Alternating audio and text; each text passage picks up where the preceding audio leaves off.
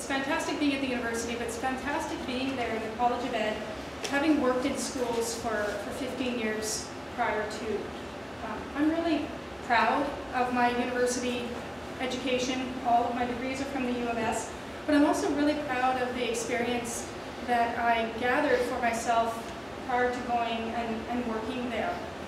Every single decision that I make, every single conversation that I have with faculty and with partners, I think is rooted in the same place as yours are. My goals are maybe a little bit selfish. I'm not sure. I've got kids in the system.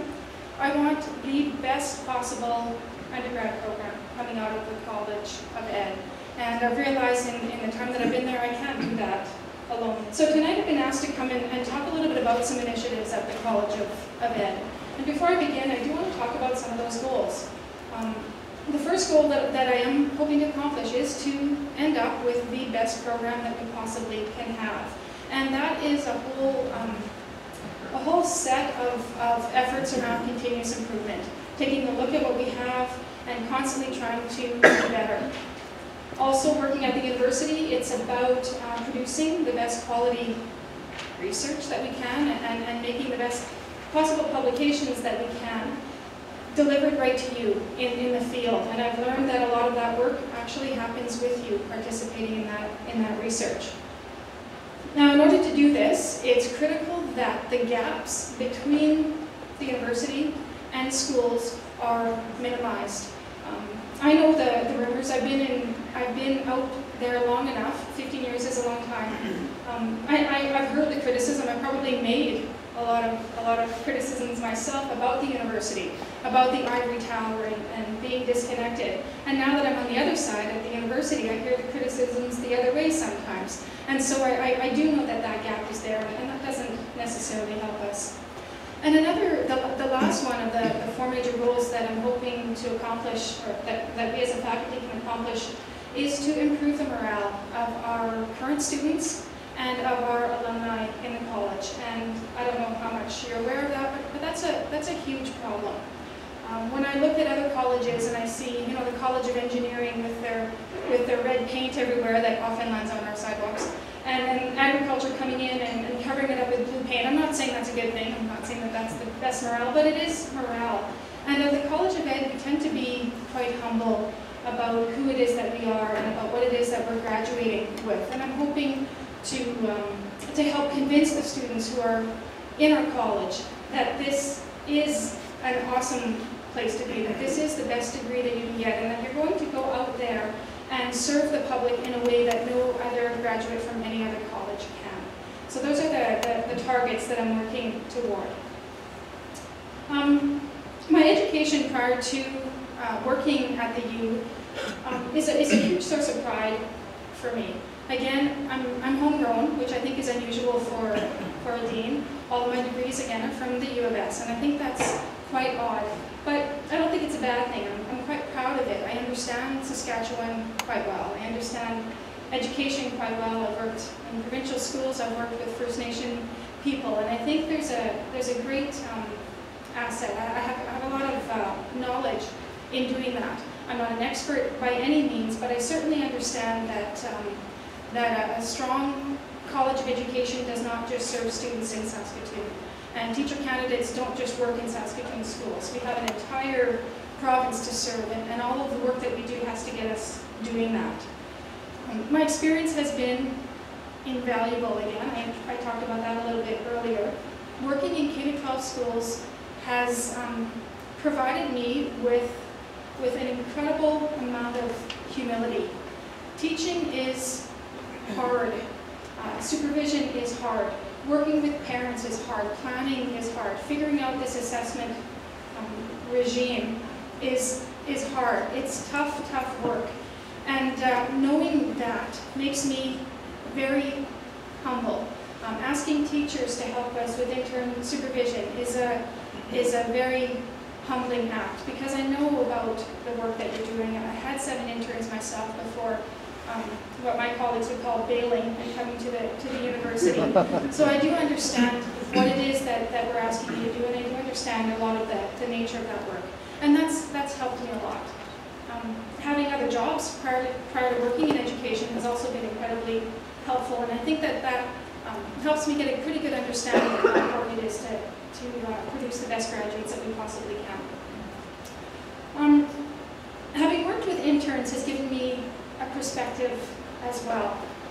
We are renovating or remodeling the internship program right now at the U, and I'll talk a little bit about that later. But as we're doing that work, I think about all of the 7 interns that I worked with, and I think about things that could have happened that would have helped their experience be stronger, things that could have happened at the U that would have helped me be a better cooperating teacher, because I wasn't always the best that I could be, especially when I was really busy or it was report card time or whatever else. So that's been really, really helpful as well. And I think that's all I'll talk about in terms of my experience. I want to talk a little bit about the transition that I experienced as I moved from teaching to faculty. It was a huge shock to me. There's quite a difference in working in schools and working in flattened hierarchies that schools are. The principal of a school is in a position where they can be quite an effective change agent. Principals who have a great vision for the schools, I know that all of them have the best interest of the child at heart, they can make a great difference. And I think that's because our federation and the STA has worked hard at ensuring that principals aren't out of scope. They're teachers who are in it for the long haul. And because everyone is in the same position and everyone has the same goals or similar goals, a lot of change can happen in a school. When I migrated to the university, I found that it was quite different. My first faculty meeting was a shocker. I remember sitting there thinking, well, first of all, people talk to each other like this, professional teachers or educators talk to each other like this, because the conversation was really frank, somewhat critical, very pointed, no one held anything back. And I also realized really quickly that faculty have the power at the university. Administration doesn't. Faculty make all academic decisions at the university. Administration supports those and administers them and gets things moving. So if there's ever an initiative that faculty don't agree with, there's no such thing as mandating it. There's no such thing as the ministry saying you're going to do this. So maybe that's a good thing. But there's also no such thing as a dean saying, we need to do this, we're going to do it this way. It's all about collegiality, and it's all about the academic people, the faculty, who actually, I guess, control and make that happen.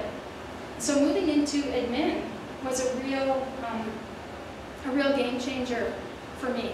Leadership was no longer about leading a PLC, setting some goals, engaging teachers, supporting them, trying to meet the goals, measuring whether or not we were doing what it is that we said we were going to do, and then moving beyond. Leadership at the university instead is about connecting with partners and convincing faculty to go in the direction that we need to go. And as a result, it's sometimes pretty slow, sometimes pretty frustrating, but it does ensure that we're doing the right things according to all of these very diverse, brilliant academic minds. So sometimes when you see things at the university, for example with our new program, it was a brand new program. Maybe it didn't have all the pieces in it that you'd have liked to see. Maybe it had too much of one thing and a little bit less of another, and it needed a little bit of change. Well, we're on that. We are working at what I would now call breakneck speed in making changes that will better meet the needs of our Saskatchewan students. But my work is to collect data, to listen to partners, to reach out to the ministry, to talk to directors and superintendents, and find out what it is that we're doing well and not so well, and then bring that back to faculty and show them, and say, okay, here's what I'm learning. And oftentimes faculty will say, prove it. Yeah, sure, they said that, but prove to me that we need to go in a different direction. So it often takes a lot more time than what you think. However, the more I hear from you, the more I can move things. the more that you share with me, the more difference we can make. And I've noticed that already as this year has progressed. So it's been very, very helpful. Tomorrow we have a critical meeting at the university. We have a special faculty meeting where we're going to be deciding whether or not our new courses should keep the same name. I don't want to bore you too much, I'll talk about this just briefly. Keep the same name, or if they should go back to departments. And we have a couple of camps, and there's going to be a real event happening in our college tomorrow morning on campus. And I'm looking forward to it. I'll come out with a whole lot more learning and a whole lot more direction, hopefully in favor of moving to the place where we need to be. So it's quite a different world. Instead of leadership by setting goals and encouraging or distributing leadership to different people like you might do in schools, it's leadership by influence and by showing data and by, well, you know what, it's probably servant leadership to the nth degree. That's what university leadership is like. I'm here to talk a little bit about some initiatives that we're doing, the ones that influence you the most. And what I'm hoping maybe that might come out of this is that by me sharing what it is that we're working on and by you giving me feedback on that, I'm hoping to continue to minimize this perceived gap that exists between the university and schools. I truly want our University of Saskatchewan undergraduate BEd program to be the best that it can possibly be. And I know that it'll be better if we can more tightly meet the needs of K-12 schools. Now, I'm not going to be so vain as to dismiss all of the knowledge and experience that the faculty have. Of course, that always will influence the program. But I'm hoping to share what it is that we're doing so that you can tell me, well, you know, if you do this way, or if you manage this way, it'll be a little bit better. I think that when we don't focus on the gap, when we make it a source of joking, or maybe that place where we can easily criticize rather than say, maybe part of this is my work as a teacher, or maybe part of this is my work as a faculty member, we just make it worse. It just sits there and it becomes that impassable abyss that we can't manage. Some of the things that we're doing, so my favorite one, the one that I'll probably lose track of time on, is changing up how it is that we place interns throughout the province. We developed a program that I jokingly call eHarmony.com. But it's not that. Or I think I was calling it iHarmony.com. It's called placement.usask.ca. And some of you might have run into it last year. I'm going to show hands of those who maybe did. Okay, don't tell me your opinion yet. A lot of my research, my Tri-Council funded research, was on internship and mentorship. And the finding that came out in all of the three strands of that work was that when we pay attention to the compatibility between the intern and the cooperating teacher, better outcomes, the result is better outcomes. We tend to get teachers who continue to buy in. We tend to get mentees who are successful. Things just work better, and that makes sense, right? If you work with people that you can get along with, you tend to learn better. It's really sad, and I learned this as an undergrad associate dean last year, to listen to an intern's story when there was a mismatch between the intern and the teacher. Because really, when you think about it, that intern is powerless in that situation. The teacher is quite powerful, and that's just the way it is. I'm not criticizing. So the person who ends up dropping out and becoming quite disillusioned by the program is that intern. So we spent a bit of time last year devising a program that hopefully, after a few modifications, results in better matching. And this is what we're hoping they'll do. The intern goes online and completes the internship application. And that application consists of 6 questions about personality and 6 questions about skills. And I'll talk about the personality first because it's the easiest. The personality questions are just based on some Myers-Briggs questions. And then the intern then places a weighting on those 6 questions, on the answers that they give, in the hopes that they will say, okay, out of these 6 characteristics of my personality, this one's the one that is the most important to me. Please make sure you match me on this. And then, of course, number 1 is gone. They can only weight the next one second highest. But the skills questions were quite interesting to develop. We based those off our 6 program goals, and that was interesting in and of itself because the goals are quite large and wordy, so we really had to try to distill them down to what they really meant. And what was interesting around that is when I first presented this idea to the Practicum Advisory Committee, which consisted largely of teachers, the initial conversation that started to come out of that was from teachers, and they were saying, yeah, you know what, you've got to produce better interns that come out and they can do this and this and this and this, and if they can't do those things, you've got to keep them there for longer, because then they're not going to be any good for me. And I was kind of shocked by that statement, mostly because, I don't know, they were all nice people and I thought the meeting was going to be easy, but I learned quickly. But what also shocked me about that was this, this idea that, you know, teachers are with us for only 2 years, or teacher candidates are with us for only 2 years, because they do their 60 credit units of undergrad in arts and science prior to. And so they come to teachers in the field, they come to their co-ops after just 1 year of pedagogy classes, and then they're ready to go. It's impossible for them to be fully developed in all of those 6 areas, but they're likely developed in some of them. And so the interns then go through and they start to describe what it is that they're good at and what it is that they're less good at. But imagine the flip side then. A teacher is given those 6 questions also. So the teacher then has to identify what it is that they're good at and what it is that they're maybe not so good at. And to me, this is a game changer. Because as a teacher, when I was taking an intern, I never really thought about it. But I'm sure I never really thought about it actively. I passively thought that I was great at everything. I was good at all those 6 things because, hey, I'm in the classroom, I'm teaching, I already have my undergrad degree, I've done my time, I'm golden, I'm good to go. But these questions, when I presented them to the Practicum Advisory Committee, got those teachers thinking, and they said to me, you know what, I actually have to think about what I'm really good at here, and what I'm not so good at, and I have to prioritize, and this is kind of hard for me. And another teacher said it made them realize that as if the intern was going to come fully developed to them when they're not maybe fully developed themselves. So a side bonus of that application was it was a bit of a communication tool in terms of getting everyone, intern and teacher, to think about the things that they were really great at and not so great at.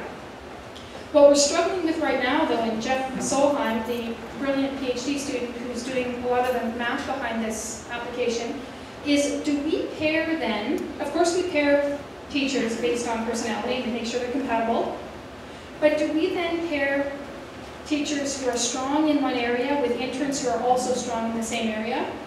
Or do we pair them, teachers who are strong in one area with interns who are weak in that area, and then go back and forth and try to get them to learn together and learn from one another?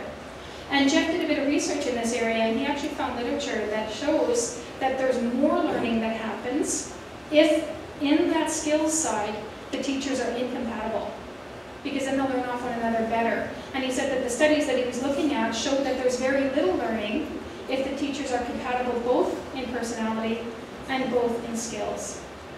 So this is just an example of some of the things that we're looking at. We're really trying not to do status quo and just place students where there might be a math placement for a math student. We're really trying to look at what is going to make this really successful for both our intern and the teacher. So please, please, when it comes time to deciding whether or not you want to take an intern next year, please consider it. We're working on it. We're trying to get things together that will make your experiences a lot stronger. Another thing that we're doing is we are going to, and I know I shouldn't be saying the word pilot, I'm not sure why, but I saw something happen with John up here a little earlier. We are going to pilot internship in pairs, where we are asking some teachers to consider taking 2 interns instead of 1. And this is again in the hope of reducing teacher burnout. Rather than the teacher sitting in the classroom, collecting all the data, communicating with that student all the time, we're actually going to be, I think, really encouraging student learning, co-teaching, those sorts of things that we always expect teachers to do but never really have given them a chance to get trained in it. We're going to actually try to encourage that next year.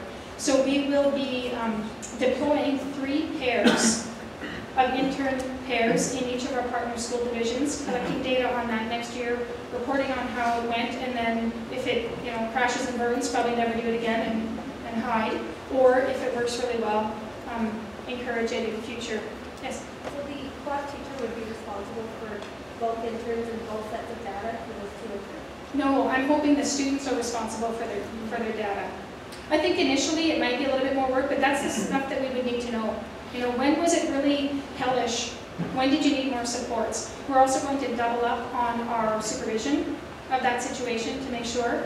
And we're going to, just for next year, I think I can say this because it's all approved. Those teachers that are willing to participate in that study will get 2 additional days in lieu on top of the ones that they already get that they can use during the year to sort of make up for that extra work that might be happening in the beginning. Okay, so that's kind of exciting. The iHarmony.com or the placement.usas.ca program also attempts to match interns where they hope to work. Not just on subject area, not just on grade level, but actually where they hope to be employed. And this came out of some conversations that I had the privilege of having with directors and superintendents last year, who told me that they had to hire beginning teachers for 2 or 3 days prior to the start of the year, so that those beginning teachers could learn the math program that was being used in the division, or the reading assessment that the division was using. And I felt, I don't know, for some reason I felt responsible for this, that these people had to be hired for a couple days ahead of time. So what we've done is we have turned over the professional development days that the university used to control to school divisions, in the hopes that, because we're already placing students in the division that they have indicated they hope to work, we hope to reduce the number of days that school divisions have to pay for, or hopefully eliminate those days, because these brand new teachers coming in will already be familiar with some of those initiatives. So we're trying. Again, the more that we know about what's happening in your divisions, the better off we are. We've also switched our internship supervision model to turning it over again to the school divisions, asking them whether or not there are superintendents or consultants or recently retired teachers who would still understand the division context really well and be supervisors for those interns. Again, not for offloading. I realize there might be a perception of that, but we're paying the same rates. Not for offloading, but instead to ensure that the context of what's happening in the division can be communicated as best as possible to those interns. Myself, I was actually considering being an intern supervisor last year prior to taking on the position of Associate Dean undergrad. And I was thinking to myself, they're going to put me in 2 different school divisions. I don't really know what's going on in those divisions, and I'm supposed to supervise and do PD for these interns. So we're just trying to keep that connection really tight. Another thing that we're doing this year at the university is developing certificates. And these certificates are a way of inviting teachers to increase their knowledge base, their skills in certain areas. It's the same as a master's degree, where a teacher who would take a certificate or enroll in a certificate and complete it would be paid at a higher level on the grid. And it would be 10 classes. There are 10 classes at 10 half classes, 3 credit units each, delivered flexibly, evenings and weekends. And we are just nearing the final stages for our practical and applied arts program, which used to be a direct entry program, but now it's being used for certification for home ec and industrial arts, and then hopefully a northern certificate. Our very next one is going to be in Cree language, both language instruction and pedagogy. Then we're just talking about Michif following that, and then early childhood education and English as an additional language. So again, trying to focus on those areas that school divisions are saying to us, we need help in these specific places. Please, please do something like this. So those are the certificates that we're working on. In addition to those, we have an inquiry class in our 4th year post-internship that students can take that I think is turning out to be fitting quite nicely as a direct response to what school divisions are asking for. It's a 6 credit unit class right now. That might change depending on the voting tomorrow. But what these 6 credit unit classes are doing are targeting specific areas that divisions are saying we need teachers with more skills, for these specific things. So we've got early childhood in that one as well. English as an additional language. The Catholic Division, Greater Saskatoon Catholic, has asked us to develop a class on how to handle multiple faiths in the classroom. So we've done that, and that's taking off right away in January. The Public Division has asked for additional assessment instruction, and that's taking off. Both of those sections are filled.